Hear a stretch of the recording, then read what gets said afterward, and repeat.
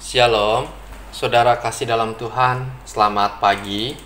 Kita bersyukur hari ini diberikan hari yang baru untuk boleh kita nikmati kembali bersama dengan Tuhan. Bertemu kembali dengan saya dalam channel Sate Kristen. Mari saudara, sebelum kita merenungkan firman Tuhan, kita berdoa terlebih dahulu. Bapa di sorga, kami mengucap syukur untuk kasih penyertaan-Mu yang begitu besar buat kami. Kau sudah pimpin sepanjang malam, melindungi kami, menjaga kami, dan kami mohonkan kembali Tuhan, kasih Tuhan yang baru menyertai kami sepanjang hari ini. Mari Tuhan berbicaralah lewat kebenaran firman-Mu kepada setiap kami. Dalam nama Tuhan Yesus, kami berdoa dan kami mengucap syukur. Amin. Saudara, perenungan kita didasari dari Mazmur 6 ayat yang ke-10. Dikatakan, Tuhan telah mendengar permohonanku, Tuhan menerima doaku. Saudara, tema kita hari ini ialah Tuhan mendengar permohonan kita.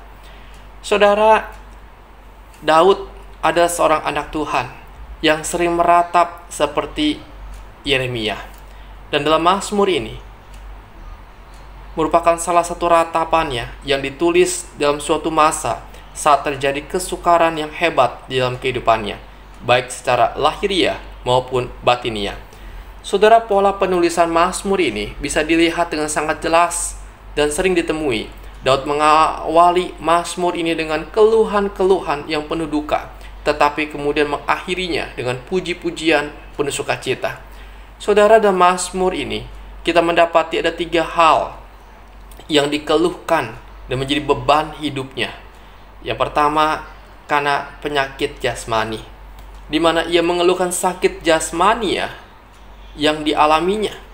Dalam ayat 3 dikatakan, kasihanilah aku Tuhan, sebab aku merana.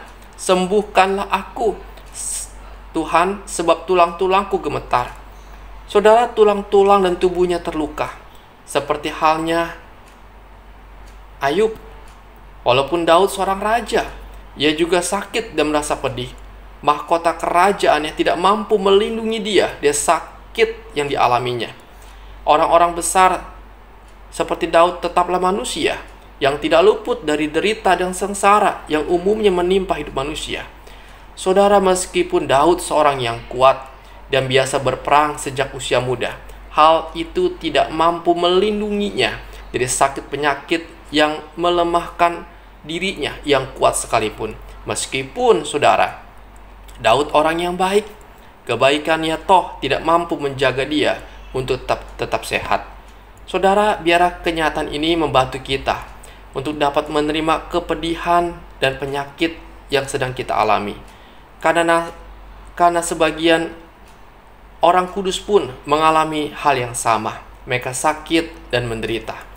Jadi baiklah kita, saudara, dibimbing dan dikuatkan melalui teladan yang mereka berikan, sehingga kita bisa mencurahkan masalah hidup kita hanya kepada Tuhan, yang adalah Allah kita, yang berkuasa atas tubuh dan memperhatikan penyakit yang kita alami ini. Yang kedua, saudara, yang dikeluhkan oleh Daud ialah dalam hal batiniahnya. Jiwanya sangat terkejut, dan hal ini jauh lebih menyedihkan daripada sakitnya tulang. Orang yang bersemangat dapat menanggung penderitaannya jika berada dalam keadaan yang baik. Namun, jika jiwanya terluka, maka penderitaan tidak akan tertahankan. Sakit yang diderita Daud mengingatkannya pada dosanya, dan ia menganggap hal itu sebagai tanda rasa tidak senang Allah terhadap dirinya. Hal itu mendatangkan kesedihan bagi jiwanya, membuat dia menjerit. Dia berkata, aku merana, sembuhkanlah aku Tuhan. Sungguh menyedihkan apabila tulang-tulang dan jiwa seseorang gemetar pada waktu bersamaan. Namun saudara, ada kalanya justru hal inilah yang harus dialami oleh anak-anak Tuhan. Bahkan seakan memperparah lagi kesukaran Daud, ia harus mengalaminya dalam waktu yang cukup lama. Dan hal itu tersirat dari keluhnya. Dia berkata, berapa lama lagi Tuhan? Saudara, dalam saat seperti itulah Daud membawa dirinya kepada Allah, Allah yang hidup, Allah yang berkuasa, yang menjadi satu-satunya penyembuh baik bagi tubuh maupun jiwanya. Dan yang ketiga, saudara, menjadi keluhannya ialah karena beratnya tekanan yang dialami olehnya. Saudara, melalui masalah-masalah yang menindih Daud ada sangat berat. Di dalam ayat 7 dikatakan, lesu aku karena mengeluh, setiap malam aku menggenangi tempat tidurku, dengan air mataku aku membanjiri ranjangku. Ia merasa lesu karena mengeluh, saudara, menangis hingga menggenangi tempat tidurnya, bahkan membanjiri ranjangnya dengan air mata. Ia menangis begitu rupa hingga matanya nyaris rabun. Ini mengartikan betapa berat tekanan hidupnya, betapa banyak pergumulan dihadapinya, sehingga merasa lelah di dalam kehidupannya. Saudara, Daud tidak akan meratap seperti itu saat mendapat kesukaran dari pihak luar, karena ia masih cukup tegar dan memiliki pertimbangan yang sehat untuk menghadapinya. Namun, ketika dosa dan perbuatan salah menindih hati nuraninya, ketika jiwanya terluka karena merasakan murka Allah dan menjauhnya Allah daripada dia, barulah ia bersedih hati dan berkabung di dalam hatinya. Bahkan jiwanya pun tidak dapat dihiburkan. Saudara, inilah yang membuat Daud bersedih hati, meratap di hadapan Tuhan. Namun saudara, di tengah tekanan hidup yang dialaminya, di tengah pergumulannya, baik sakit penyakit, baik jiwanya yang terluka, maupun karena perbuatan dosanya, Daud tidak menjauhkan dirinya daripada Tuhan. Tetapi sebaliknya, ia datang, ia berdoa kepada Tuhan. Ia berdoa agar Allah menaruh belas kasihan kepadanya, karena ia menganggap dirinya sangat malang, menderita. Itu sebabnya ia berdoa, kasihanilah aku Tuhan. Ingatlah untuk berbelas kasihan di tengah murkamu, dan janganlah memperlakukan aku dengan keadilan yang keras. Daud berdoa supaya Allah mengampuni dosa-dosanya, karena itulah tindakan belas kasihan yang ingin ia terimanya. Dan Daud berdoa supaya Allah mau menyatakan kuasanya untuk membebaskan dari tekanan hidup, bahkan menyembuhkan sakit penyakitnya. Saudara, melalui doa-doa yang dipanjatkannya, Daud menemukan ketenangan dan kedamaian di dalam hatinya, bahkan suatu kekuatan, karena ia meyakini bahwa Tuhan telah mendengar permohonan dan Tuhan menerima doa-doanya. Sehingga di dalam ayat 11 ia berkata, semua musuhku mendapat malu dan sangat terkejut. Mereka mundur dan mendapat malu dalam sekejap mata. Artinya, Daud, suasana hatinya berubah. Dari suasana tertekan sekarang menjadi riang yang penuh kemenangan.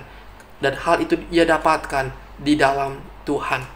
Saudara, bukankah Tuhan Yesus berkata, marilah kepadaku, semua yang letih lesu dan berbeban berat, aku akan memberi kelegaan kepadamu. Yesuslah jawaban hidup kita, saudara.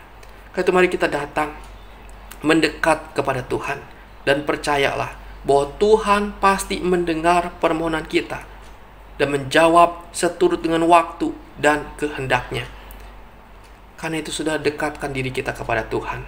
Karena hanya dekat dengan Allah saja kita mendapatkan kekuatan dan ketenangan, bahkan kemenangan. Saudara, mari biar firman Tuhan ini boleh menguatkan iman kita dan memberkati saudara sekalian. Amin. Bapa di sorga, terima kasih kebenaran-Mu yang sudah kami dengar pada hari ini.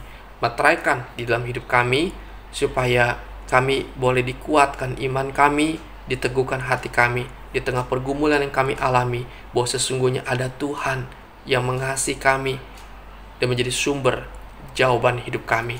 Terima kasih Tuhan. Kami bawa hidup kami dalam tangan Tuhan. Tuhan sertailah. Kami bergumul dengan masalah ekonomi kami Tuhan. Mungkin kami sedang dililit oleh hutang piutang. Tuhan tolong bukakan jalan buat kami. Engkau yang boleh campur tangan Tuhan, mencukupkan keperluan kebutuhan yang ada. Mungkin Tuhan, uang kami sedang terpinjam oleh orang lain dan belum dikembalikan. Tuhan tolonglah, biar Tuhan Kau buka jalan, biar Tuhan berkati orang tersebut dan ia memiliki hati ya Tuhan yang mau mengembalikan akan apa yang dia pinjam. Tuhan tolong berkati Tuhan ketika kami harus menjual rumah, menjual tanah, bahkan apartemen kami. Perlancarlah Tuhan, kirimkanlah pembeli buat kami Tuhan, sehingga mencukupkan kebutuhan kami. Tuhan buka jalan. Kami serahkan Tuhan, kami sedang mencari ladang pekerjaan. Tuhan buka jalan, sehingga kami boleh bekerja untuk mencukupkan kebutuhan kami. Tuhan tolonglah. Terima kasih Bapa, kami bersyukur. Sakit penyakit kami pun kami bawa dalam tangan Tuhan. Biar Engkau yang berkuasa menolong, menjamah dan menyembuhkan kami. Terima kasih Bapa, sungguh kami mengucap syukur hanya kepada Engkau. Inilah doa kami, di dalam nama Tuhan Yesus kami berdoa dan kami mengucap syukur. Amin. Selamat pagi saudara, selamat beraktivitas, dan mari kita melakukan minimal satu kebaikan kepada sesama kita pada hari ini. Dan Tuhan Yesus memberkati kita sekalian.